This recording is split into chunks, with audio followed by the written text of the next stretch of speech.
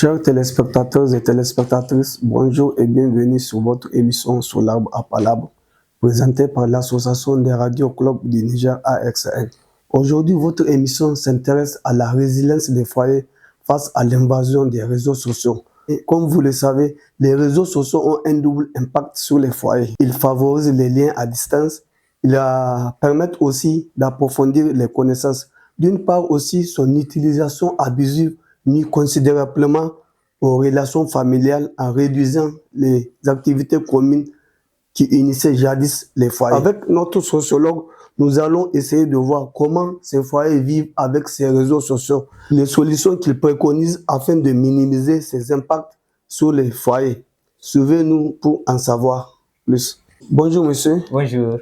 Présentez-vous. Je m'appelle Abouzé de Medoukan et je suis sociologue. Quelle analyse faites-vous de l'utilisation des réseaux sociaux dans nos foyers? L'utilisation des réseaux sociaux dans nos foyers, comme on a l'habitude de le dire, a englobé, je pense, le monde humain.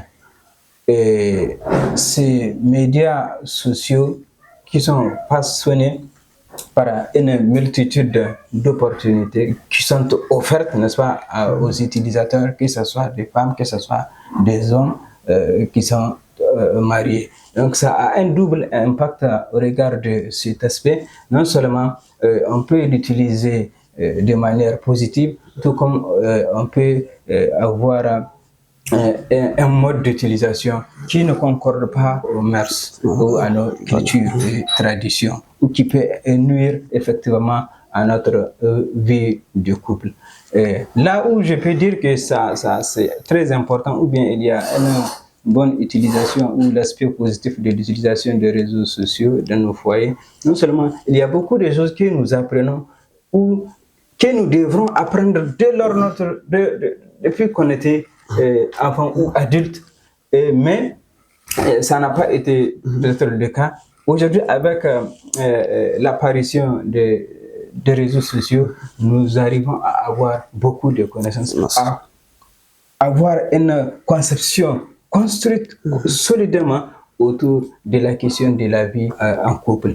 Que ce soit pour les hommes, que ce soit pour les femmes, il y a beaucoup d'avantages que nous pourrions utiliser. Tout dépend de l'objectif que nous fixons de l'utilisation de ces réseaux sociaux. L'aspect négatif, si je peux l'aborder, il y a des gens qui utilisent les réseaux sociaux, d'ailleurs, ces médias sociaux qui sont caractérisés par leur large audience et la diversité du contenu, ou bien offrent l'opportunité à certains de l'utiliser dans le sens où ça peut déconstruire ce qui peut renforcer la vie en couple, de fragiliser ou de rehausser le risque de conflit au sein des foyers. Et on a appris plusieurs cas où il y a des femmes ou bien des hommes, quand une fois dans leur foyer, ils s'accrochent à leur téléphone, ils n'ont même pas le temps d'échanger avec leur conjoint ou bien leur conjointe. Et ça fragilise les moyens ou bien les voies de communication. Quand on aborde les conséquences positives que ça peut engendrer, non seulement nous apprenons beaucoup sur la vie du couple ou bien sur la vie en commun, en ce qui concerne la vie du mariage à travers les réseaux sociaux. On apprend beaucoup. Ça renforce notre capacité de vivre en harmonie dans les foyers. Ça renforce notre capacité de pouvoir mieux supporter certaines difficultés qu'on peut rencontrer dans le mariage. Mais l'utilisation de ces médias peut également, comme je l'ai dit, avoir des conséquences négatives. Donc, elle est dichotomique, je vais dire, où tout dépend de notre manière ou bien le but qu'on se fixe en utilisant un réseau social ou les réseaux sociaux de manière générale. Lorsque nous utilisons les réseaux sociaux pour avoir d'autres relations, souvent intimes, comme celles que nous avons chez nous, à la maison, là, il y a ça peut avoir un grand risque lorsque nous ne sommes pas animés par la bonne foi, lorsque par exemple le mari n'a pas l'intention de marier, ou bien lorsque nous l'utilisons pour pouvoir satisfaire certains besoins spécifiques à nous. Là, ça peut avoir des conséquences graves dans notre vie de couple, parce que nous n'aurons pas le temps, nous ne consacrerons pas notre temps à nos partenaires, à nos conjoints ou à nos enfants. Et de ce fait, ça fragilise les niveaux, ou bien ça baisse les niveaux de communication entre les membres du ménage. Et quand ça baisse le niveau de communication, ça rehausse simultanément le risque de fragilisation des liens. Parce que ce qui conditionne une relation, c'est la communication. Et lorsqu'il n'y a pas de communication, il n'y a pas de relation en tant que telle. De ce fait, favorise un espace souvent de conflit. Pourquoi? Parce que il se peut que pendant que tu t'es arc-bouté sur ton téléphone, en échangeant avec le monde extérieur ou à consulter certains sites qui peuvent même être contraires à nos mœurs, ça peut, tu n'accordes pas en ce temps une attention ou une oreille attentive à ce que la femme ou bien ton enfant est en train de te dire. Et lorsque tu lui donnes la latitude d'aller faire sans pour autant bien réfléchir ou bien sans pour autant bien cerner ce qu'il est en train de dire, et ça peut provoquer, lorsqu'il essaie d'exécuter, si c'est une décision ou bien si c'est une permission de faire quoi que ce soit qu'il te demande, et que pour qu'il te reste en paix, tu lui dis d'aller faire. Et ça peut, effectivement, quand tu vas te rendre compte que c'est pas une mauvaise voie ou bien c'est pas une mauvaise permission, une bonne permission que tu lui as accordée. Et en ce sens-là, en ce temps, c'est déjà trop tard. Et lorsque nous n'accordons pas aussi du temps à l'éducation de nos enfants, nous laissons nos enfants avec des téléphones, ils vont essayer de faire une consultation libre, et on ne sait pas du fait, parce qu'il y a une diversité de contenu. On ne sait pas ce qu'ils consultent, on ne sait pas ce qu'ils regardent, on ne sait pas ce qu'ils font avec. Là, nous sommes en train de déconstruire et de créer même une bombe. Elle va vraiment embobiner ou bien nuire à la vie en société de manière générale. D'ailleurs, j'ai même une question concernant pour l'utilisation des enfants. Par exemple, quelles sont les conséquences d'une exposition précoce ou excessive aux réseaux sociaux chez l'enfant? L'utilisation des réseaux sociaux chez l'enfant doit être cadrée. Quand il est un enfant, d'ailleurs, tu ne dois pas permettre, toi en tant que mère ou en tant que père, permettre à ton enfant de l'utiliser. Parce que du point de vue sanitaire, ça peut le nuire. Son organisme est encore fragile pour pouvoir supporter la lumière de l'écran, pour pouvoir supporter certaines choses que les spécialistes peuvent, en ce sens, peuvent également décortiquer. Et du point de vue social, ça distrait l'enfant.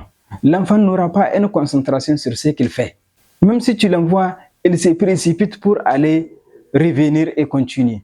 Lorsqu'il mange, il ne va pas manger. Lorsqu'il est temps de manger, il ne va pas venir à temps manger, ou bien il ne va pas manger à sa faim. Parce qu'il est intéressé ou il est fasciné par ce qu'il est en train de consulter à travers les réseaux sociaux.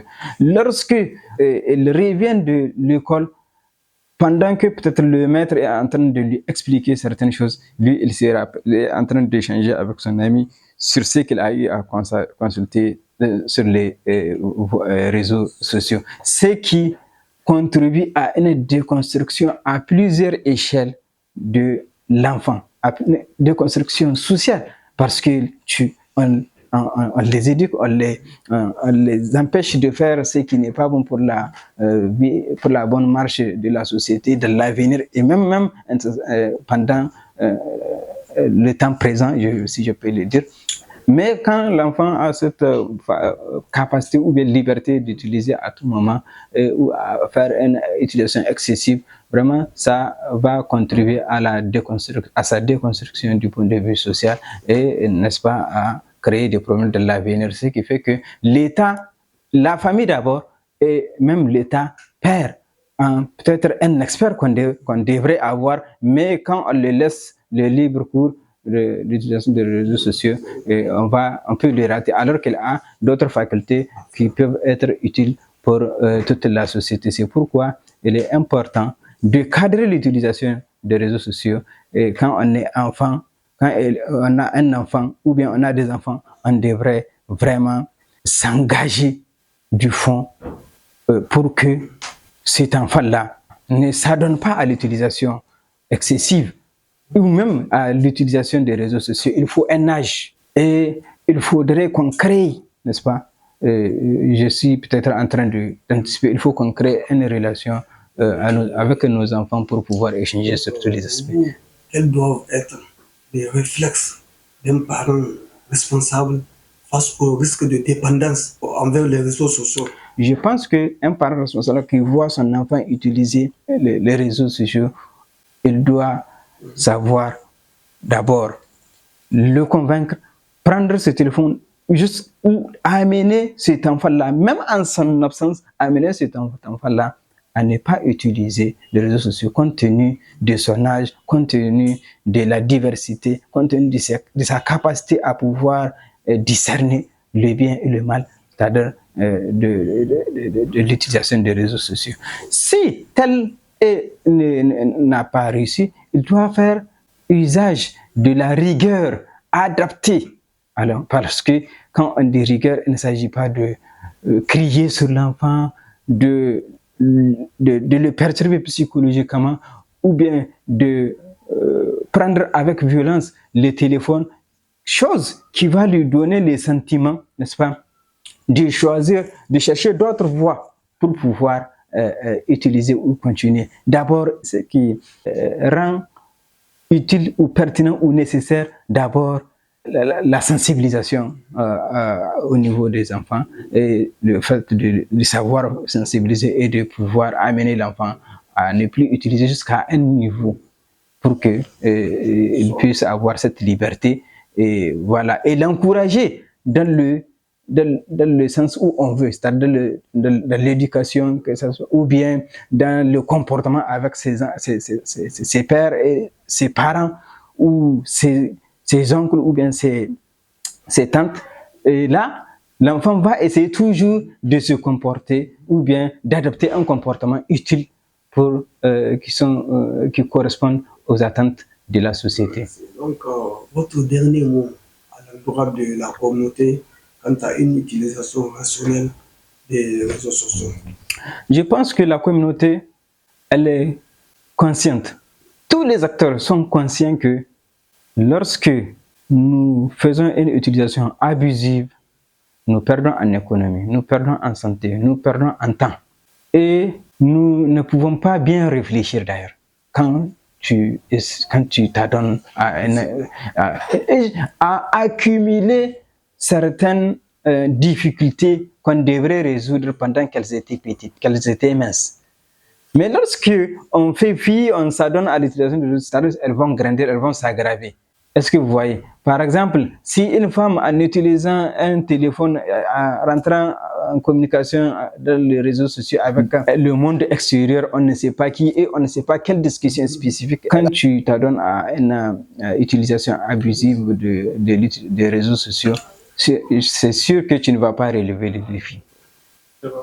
Il est bon que les utilisateurs mettent leur temps, leurs moyens dans ce qui peut les avantager en utilisant les réseaux sociaux. Si j'utilise les réseaux sociaux, je peux utiliser les réseaux sociaux ou profiter des réseaux sociaux, comme beaucoup sont en train de le faire aujourd'hui, en publiant des articles qu'on peut vendre, en publiant des vidéos qui peuvent renforcer les capacités des gens, du point de vue renforcement de cohésion sociale, du point de vue éducation, du point de vue santé, dans n'importe quel aspect de la vie, vous pouvez utiliser les réseaux sociaux dans les buts positifs, sauf dans le sens où vraiment cette utilisation nuise à la vie en commun, ou bien à la vie en société, ou bien à la vie du couple. Et si on ne n'oublie pas l'avènement des réseaux sociaux aujourd'hui. Si on fait des statistiques spécifiques sur la question du problème rencontré dans le mariage ou bien ce qui explique la fréquence du divorce, sûrement on va avoir un taux important qui est lié à l'utilisation abusive des réseaux sociaux dans les ménages. Et c'est pourquoi il est important qu'on prenne conscience et qu'on utilise de manière efficiente ces médias sociaux. Merci. Merci beaucoup, je vous remercie.